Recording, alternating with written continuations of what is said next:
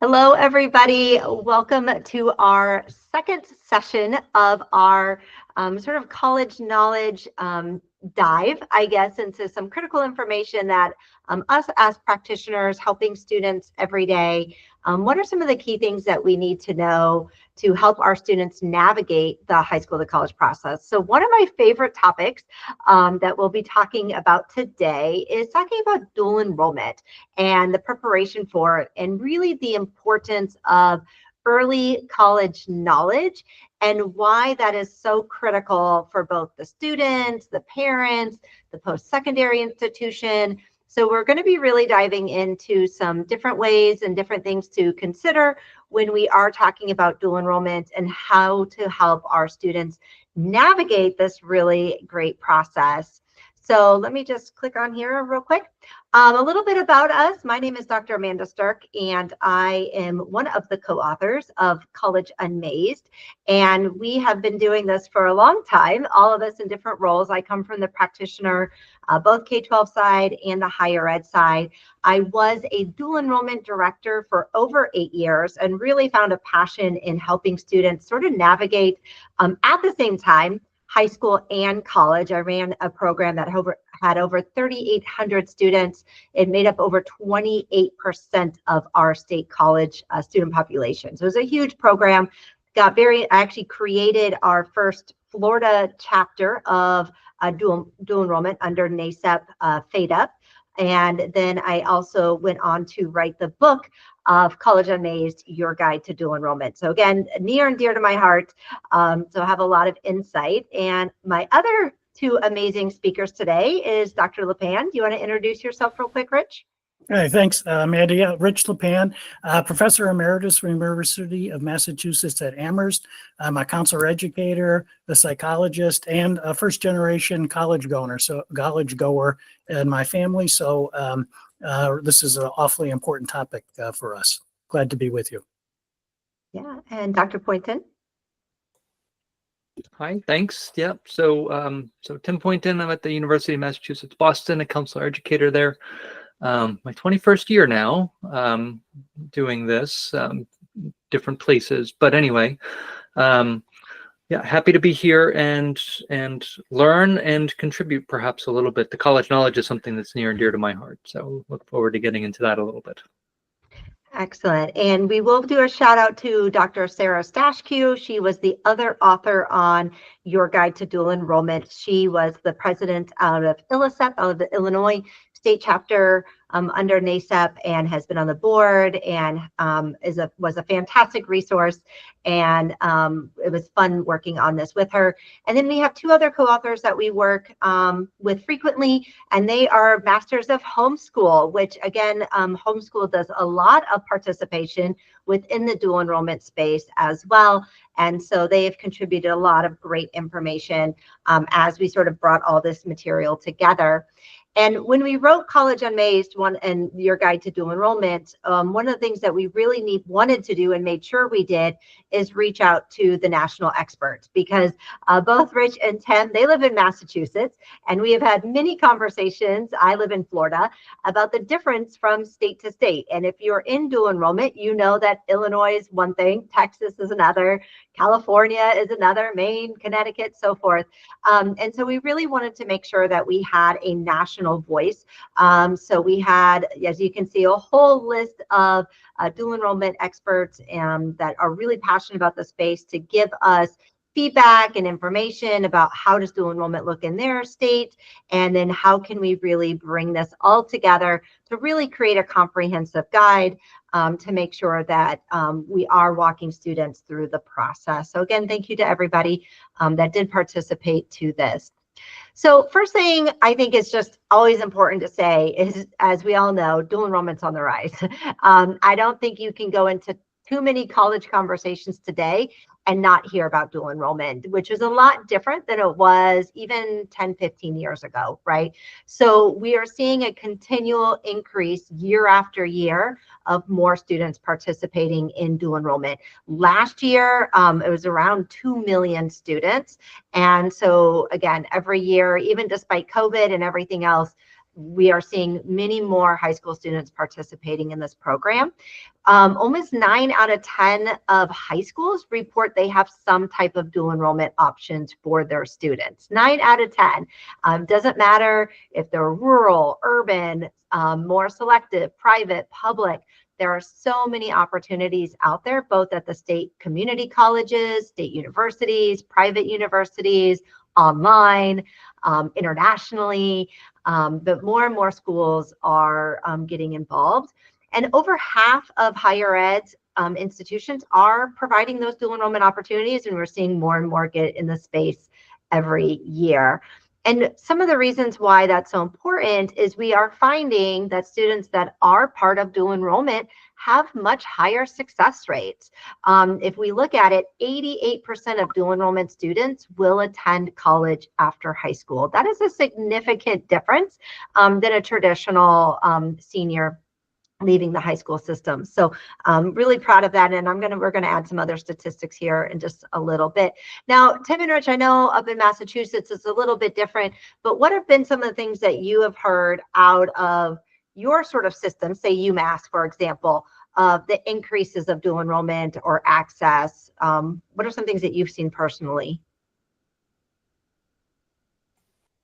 I mean, so I know at UMass Boston, just in the past couple of years, we've added some dual enrollment partnerships with area schools, in particular the Boston Public Schools, through some grant funding. But frankly, Massachusetts is behind dual enrollment in a lot of ways, particularly in terms of numbers. But there has been increasing. It's been getting attention from the Department of Elementary and Secondary Education, and more and more programs are opening up to students in schools. So there is progress, but certainly in relation to other parts of the country, my perception is that we're a good bit behind in terms of utilization of dual enrollment kinds of programs. Yeah, I would definitely agree with what Tim is saying. But I do think, like Tim has said, that it's an idea whose time has come, and you can start to begin to see the transition and then kind of the paradigm change we're in about, what does higher education mean? What does it look like? All the different possibilities. And I think, and I know, Amanda, you want to talk about this. We're really talking about post-high school education, beyond a high school, and that could take community college. There's a lot of great career and technical education programs, four-year colleges, but the idea that young people need more education than just a high school diploma to get into a wide range of careers, and dual enrollment is a great way to get that process rolling. Yeah, and I know also, Rich, and I mean, we're big proponents of all, right? And students finding their path. And I know that you've done a lot in career programming, and readiness is a huge part. And so, that whole kind of CTE, like being able to get that hands-on experience early on is so critical. So I know we kind of we'll meander through this presentation, but really it's a conversation today. So Rich, when you have looked at like career readiness and you think about dual enrollment, how do you think that those are sort of connected with these new programmings that are really coming up? I think that we should do a whole chapter discussion just on that. I think it's like, work-based learning opportunities. Young people like these kinds of things, and they benefit from these kinds of things. And well laid out programs have a real positive impact on students. One of the most tangible ways is, as we were talking earlier, it's clearly, it enhances a student's college support network. You begin to see a young person. I mean, when you're dealing with 7th, 8th, and 9th graders, they may not know what a GPA is, for example. And so how you can help young people begin to have in their horizon of the opportunity structure that they see for themselves coming on, to begin to see these stepping stones. And obviously there's several good ones, and the dual enrollment is a great way moving into a whole array. And it's been one of the most consistent findings is that young people really want to know about the world of work and their place within the world of work. And that's a real positive motivator that we can really, I think, establish strong relationships with students around. Mm-hmm. Yeah, and that's I know in our first book, our College UnMazed book, we have a whole chapter on your career factor and really looking at how do you bring the student interest, their own kind of personal knowledge of who they are, their interests, their values, their abilities, and that world of work. What are the opportunities out there, and putting those together. And I've always have seen that dual enrollment allows students to explore that and not wait until they're 18, 19 years old, but they can start doing that in academy programs or a CTE course at their local technical college, or get their CNA to see if they want to go in nursing and pre-med. Like, can you touch people, right? And so those opportunities to explore different career options early, I think is so instrumental in so many ways. When you connect student interest with relevance of what they're learning, that's a powerful thing. And there's been consistent findings, even go all the way back into the 1970s and 80s and all the way up through that young people like these kinds of experiences and really find them highly motivating. And it's something that makes a whole lot of sense to them. Absolutely.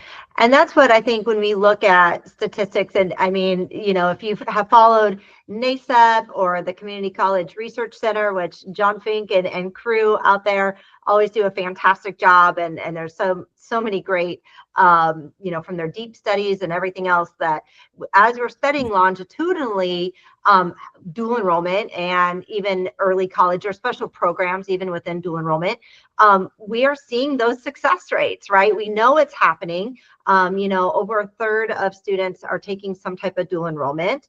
And then we are finding, again, that students, especially from low income backgrounds, and participate in either dual enrollment. And we'll use, I should preface this, if you are a dual enrollment person, we're just saying dual enrollment, a high school student taking some type of college course.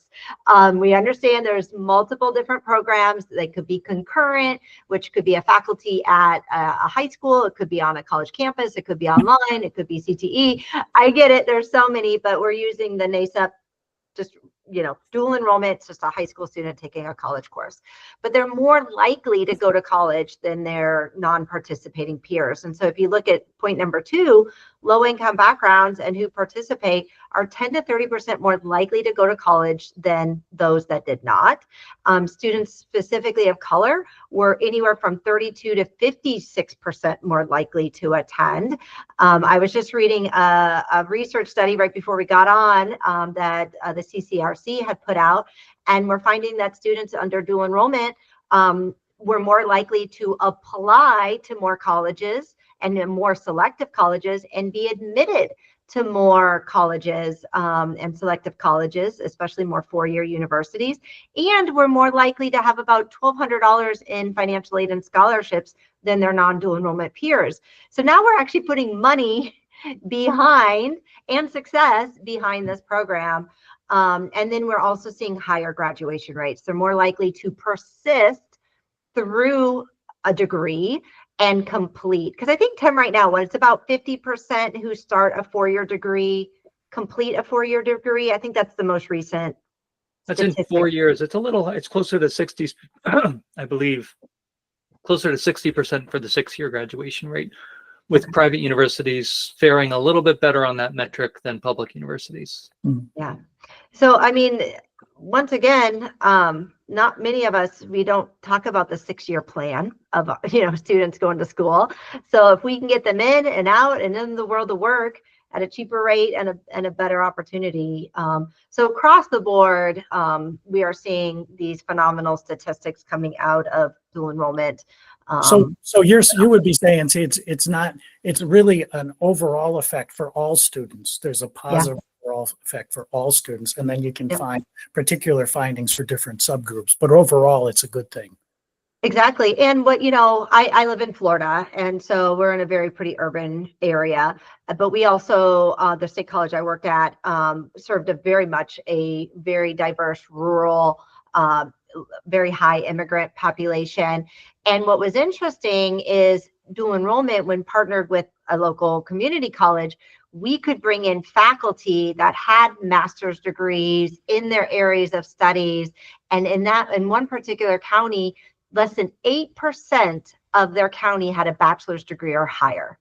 8%. So they were really struggling getting teachers, but then also teachers in specific content areas. And so by partnering with us, we could bring in some of those higher level teachers and really kind of work on the system and help them, expand versus like remove programming, right? So rural, urban, students of color, whatever, low income, high, everybody is really seen to benefit across the board.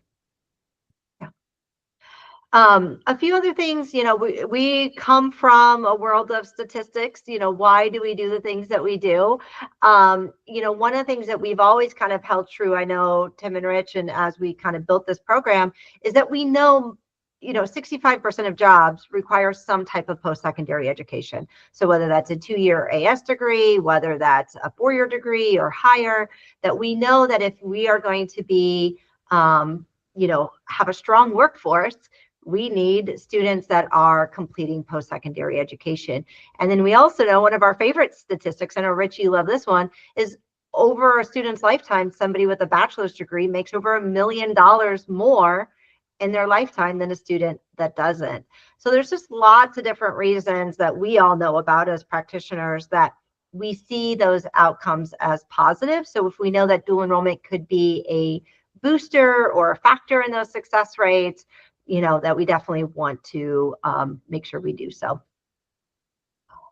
So I'll let Tim and Rich, actually how we all got together when I started writing College UnMazed for my own early college students, because I was a practitioner, had recently took a job at a community college as the sole school counselor at an early college. And I was doing my work on my dissertation. And so I'm like, I will study the early college system and what were the teaching strategies and how do we prepare? My question was, how do we prepare students early for college experience? And one of the issues I had was since my students did 9th and 10th grade in our building and they moved over to 11th and 12th grade to the college, I didn't see them very often, hardly ever, because they were over at the college and to get them back was really difficult. So I started writing and blogging and really trying to how do I teach my students this material, one, as early as 9th and 10th grade, and two, when I don't see them, how can they have access? So that's kind of what started College UnMazed in the beginning. And I really wanted to find a way to sort of assess my students, do they really know about college knowledge? Do they really know how to go through the process? And I came across Tim and Rich's work on something called the cake. Actually, I worked with my college librarian and they gave me this article and said, you should read this. This is something new and it had just come out. So I followed up with Tim and Rich. I said, hey, I love this cake. Tell me more about it. How can we maybe integrate it into the curriculum that I've built and written? And that's really what started this whole thing. So I'll pass it to you, Tim. So tell us a little bit about the cake and what you guys found in that research study. Sure, yeah. So Rich and I started working on this line of research. Rich and I have been doing research together now for about 15 years, I think it's been. And we have been doing research looking at school counselors' impact on the transition from high school to college, and just looking at we learned a lot, but looking at what we didn't learn, kind of realized that seemed like a low-hanging fruit, so to speak, was there was nothing relating what students actually knew about the college-going process and how that related to student choices and success. So dug into that and was surprised to learn that nobody else had developed a way to assess college knowledge. There's a gentleman named David Conley who's very well written and published on this topic, who developed a very short quiz on this, but in terms of who talks a lot about college knowledge, he has books titled with college knowledge, and but still had no way of measuring that. And just to be clear, the college knowledge as Conley conceptualizes it includes the academic knowledge, like what's your math, English, science, et cetera. Like that's one part of college knowledge that students need to succeed. What we focus on is what Conley called the contextual skills and awareness. And it's like all of that other stuff, how to pay for college, what's a syllabus, what's the difference between a 2-year and 4-year degree, all of those kinds of things. We did a thorough, again, long story short, a thorough review of what was out there. We pulled together some people from various walks of life in admissions and school counseling, and long story short, pulled together this 76 item survey, essentially a quiz of college knowledge. And when we administered it to students in schools, we asked schools that participated in this study to give it to two groups of students, to graduating seniors who were within 1 or 2 months of finishing their high school experience. So they had already gotten all the college knowledge they were going to receive in high school, right? They were surveyed in April, May of their senior year. And then we asked the participating schools to also gather data from freshmen or sophomores who had not yet been exposed to the normal college-going curriculum at the school. And that's what this study, this is the graphic we're looking at here, was from the second study that we published using these data. And it shows that, well, first of all, what you should see, it's kind of hidden in here, but the overall score on the cake was about a 54, which means that that's a failing grade in most schools. So the graduating high school students, the seniors in April or May of their senior year, scored about a 54 out of 100 on this assessment. So as you can see here, they did a better job with knowing generally knowledge of college life items. And that's things like, what's a syllabus? If you're absent from class, will the professor call you? Or are they just, it's very different from high school, right? Like those kinds of items. So students did better on that, but the admissions procedures and financial aid knowledge, which are things like, what's the difference between a subsidized and an unsubsidized loan? What's the difference between early decision, early action, that kind of stuff, their knowledge was lower. But what this chart is highlighting here, which is I guess motivating, I'll call it, for me in doing this work, is that it shows that first generation students, Rich is a first generation student, I was a first generation student as well, have a lot less college knowledge than their continuing generation peers. And what happens is you can see the gap grows over time as students go from the lower grades to the senior year of high school. Equitable school counseling practice should be closing that gap and giving more time and attention to the people that need it. But what this shows essentially is that the rich get richer. Everybody's college knowledge improves, right? We see that everybody's college knowledge improved from early in high school to later in high school. But the continuing generation students, the already advantaged students in many ways, benefited more than the students, than the first generation students. And that's what I think we need to pay more attention to. And one of the things that excites me about the dual enrollment is that by offering dual enrollment to all students, but particularly first generation students, they're picking up some of this college knowledge without needing to go out of their way to try it. One of the items, for example, is what's a syllabus?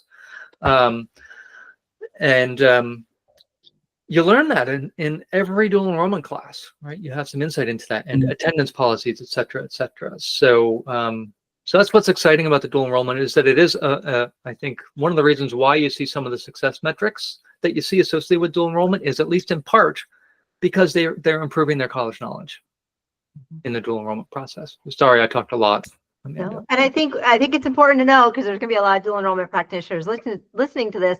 I would love for somebody to take the same cake information, because it's a validated survey, and have their dual enrollment students take it, because I really would love to see a third line on there and be like, is our assumption correct that dual enrollment, whether it's specifically taught, or it's sort of a hidden curriculum that you just learn it because now you're taking this college course, that we would assume that their college knowledge would be significantly higher, and could be one reason why they are being successful when they transition to a different post-secondary institution, or even if they stay at their own institution. Yeah, of course, Tim. If anybody wants to do that research study, and I'm happy to help, just reach out to me. Yeah. I mean, and I think that's a great option, right? And so I think so much of what we're doing, and I know, Rich, going back to your comment earlier about the college support network. So what I think is really fascinating about a college support network for a dual enrollment student, where in a typical K-12, you have your school counselor, you have maybe your parent, maybe a coach, maybe a teacher. Now, when we're talking about your support network, now you're bringing in a post-secondary institution, right? Maybe there's a workshop on the financial aid process. Maybe there's your college advisor that helps you pick out classes and figure out which way you're going. Maybe you're talking to adaptive services. My daughter went the other day and had her first test over adaptive services, and she loved it. She just thought it was the best thing ever. But those are the things that they can learn. Well, so now all of a sudden their support network has, broadened, and now they're bringing in information. And so if they do decide either, again, to stay at their own institution or go to a larger, state university, the 60,000 students doesn't feel so overwhelming. Now it's, I have the skills. I know how to go to the academic success center. I know how to go to the writing lab. I know how to talk to my professor. And I had a student who was a dual enrollment early college student. She was a Questbridge student, so she got a full ride because she was low income, a minority student, and she went to the University of Chicago.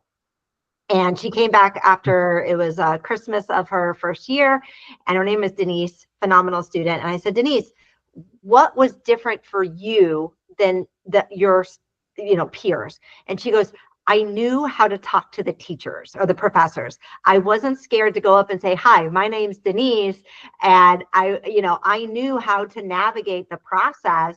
Even though it was a big prestigious school, she still had the resources and the tools and the confidence to be proactive and to create that path for her, even at a whole different institution. Yeah. Colleges are such a strange environment in so many ways. And I certainly experienced that way. I've talked to a number of young people who don't, the way they look at it, it's really something. So it makes sense the knowledge is going up. So you're helping young people to learn how to operate within this very different, unique environment. So what you're saying, Amanda and Tim, is your confidence goes up, your anxiety goes down, you begin to realize like, hey, I can do this stuff and I kind of like doing this. And so your knowledge of that goes on as well. So it makes all kinds of sense.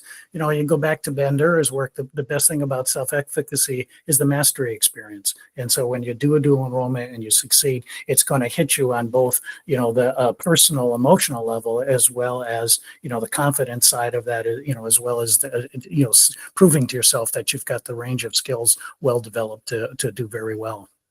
And I think it's important for dual enrollment is there are usually options for smaller success. So typically when you think of post-secondary, or a four-year university, you're going full-time, you have English, math, science, you have all the core, it's heavy. Where dual enrollment, you could just take, courses that you're strongest in, right? So if you're really strong in English, you take composition 1, right? Or if you're strong in math, you have a little bit more ability to pick and choose where your successes are and to get that confidence, right? Now there are full-time programs and things like that, but being able to teach this knowledge and to give that confidence, I think is so critical.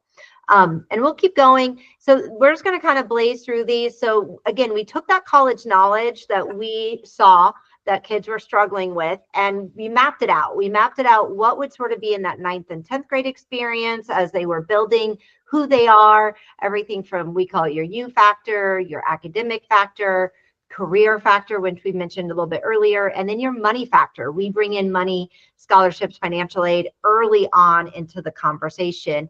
And then in our College UnMazed book, we do in the second part, we call leads, which is actually going through the college application process. It's building their college list, exploring, applying to college, making a college decision, and then learning how to be successful and have a success plan once they go to a four-year institution or wherever they end up going, a post-secondary institution. So what's interesting is dual enrollment's kind of sandwiched between those two things. It's between I'm figuring out who I am and then figuring out what my final maybe post-secondary goals might be. So in dual enrollment, we have to now teach that terminology and that vocabulary, still scaffold the information because there are certain points of the process they need to know different aspects of being a college-going student. Now, it's a little bit different than if I'm applying as an FTIC student. I might have 13 or 4,000. How many colleges? There's 4,250 colleges out there. Like it's infinite, right? Dual enrollment, you might only have one or two opportunities, and really where you apply is based on what your school offers to you. So there's not as much of a decision-making process in terms of maybe where. For some schools there are, you have multiple choices, but it's more about how do you navigate that process and be able to do it sort of on your own. So in the College UnMazed guidebook, we kind of break it up to, teaching students how to look at the different types of dual enrollment opportunities. So full-time, part-time, where's the location? Is it, what type of course or degree or certificates are you looking for? Who's teaching the course? What type of credit do you get? We also, the second chapter really dives into why dual enrollment. So some of those, I think every student should know, why do you want to commit to this program? So I think that's a really important chapter. How to get started. So how do you start integrating, you know, your K-12 system, your higher ed, the application, eligibility, how do I make sure I'm in the right program? Then gathering that information, I think, is really important. And then we have the sort of the during and after dual enrollment. So academic planning. I know I just sat with my daughter the other day doing her 4-year kind of plan and mapping it out and learning about adaptive services, understanding degrees and credits, even how to read a class schedule. Like, I'm like, okay, you need to sign up for ENC 1101. And she's looking at me like, ENC, what does that mean? And what does it mean? Or if a kid ends up on a different campus because they don't know how to read our coding, you know, and then building a schedule around being a high school student. We talk a lot about transitioning to college, you know, how, I know, Tim, you kind of mentioned the onus being on the student responsibility. Like, will the professor call you if you miss class? No, you know, and then how does that look differently, and how does it become more the student has to advocate for themselves, accommodations. And then we talk about guide to success. So really diving into syllabus, FERPA, academic dishonesty, plagiarism, college operating procedures, you know, why you may or may not be able to do something, resources. And then lastly, that I think is really important, and I know there's some DE practitioners out here, the after dual enrollment. A lot of times as colleges, and I'm guilty of this, we don't talk enough about, okay, you've done dual enrollment, now what? How do you transfer that credit? Why might you want to stay and get an AA degree and then do a 2+2 program? What happens if you did a clock hour program? Could those credits be articulated? Really planning, and then having those students advocate for the program. And so the after dual enrollment, I think, is just really important. So we looked at all aspects, again, looking at you know, what do they need to know? When do they need to know it? And then building sort of a workbook around those exact skills. Tim and Richie, I know I hustled through that, but anything you want to add? How could a student's college knowledge not increase after, you know, what you've just been talking about? I mean, it just makes sense. You're hitting on all the different facets, at least in all the years I've been in higher education. And that goes, again, I'm thinking about community college and career technical, as well as 4-year programs for sure. And especially if we have more, I mean, I was a school counselor. I mean, Tim, you work with school counselors every day. And I mean, we all want the 1 to 250 ratio, but most of us are 1 to 400, 1 to 500, right? And so teaching this can be really difficult. I mean, college advisors are typically what, 1 to 800 on an average basis, unfortunately. And now we have homeschool families, you know, so we have a lot of students that can enter into the system, and no fault of anybody's, and really not learn this information, right? And not really understand how it's important to them. So that's why I think it's important for all different students, no matter what kind of school system they're coming from, to have really clean, crystal clear, step by step by step. I would ask for us higher ed people, if you do a giant orientation, if you've ever actually sat through your orientation and you did a whole brain dump, this is everything you need to know for college for the next year. If you are a first generation student and you've never been to college, that stuff just goes right over their heads. It is just, I'm exhausted just listening half the time, and I know what you're talking about. And then we talk in acronyms and in, you know, our lingo that we have used for 20, 30 years. They don't know it, right? And so we just, and I can't tell you how many dual enrollment, I'll show this map to them and they're like, oh, well, we do this in orientation. And I said, is it 1 day? And they're like, yeah, it's like 2 hours and we cover all of this. there's no way. I mean, there's no way that you've learned an entire how to be a successful student in 2 hours. So I would suggest, how do you, so my big kind of, and I think our thing to you as practitioners, how are you going to integrate this into your system and do it methodically and make sure that it's built in, it's clear? How are you going to communicate that with all stakeholders, parents, students, counselors, within your own departments, right? Who knows what information? It says something too about having it be, like taking the K through 12 approach, because you're going to, my guess would be that most of the parents, dual enrollment was not part of their experience as they went through. So this is kind of be a new thing for them. And it's like learning what a GPA is. It's good, to, or a college syllabus is. It's like, oh, that's right. This is dual enrollment and this is what it is. And so you can start to think about that in terms of, does this fit for me? Is this going to be something I want to orient myself towards? For sure. And are kids ready for that? I think sometimes there's some different expectations from parents or counselors. And, so I think it's just important that we are consistent and we really look at our practices and say, are we doing what we're really supposed to be doing? Are we closing that gap, right? Tim, I always think about your chart and are we closing that gap and increasing the scores for every student, or just certain groups, right? And then what does that look like? So I know we'll kind of start wrapping up here. We want to kind of keep this nice and short for everybody, and really kind of just really talk about the importance of college knowledge, especially in dual enrollment, that early college knowledge. So I think, my biggest takeaway, and then Tim and Rich, I'll let you talk about your kind of biggest takeaway as a practitioner, is we have to start the conversation about college knowledge from very early on, middle school preferably, right?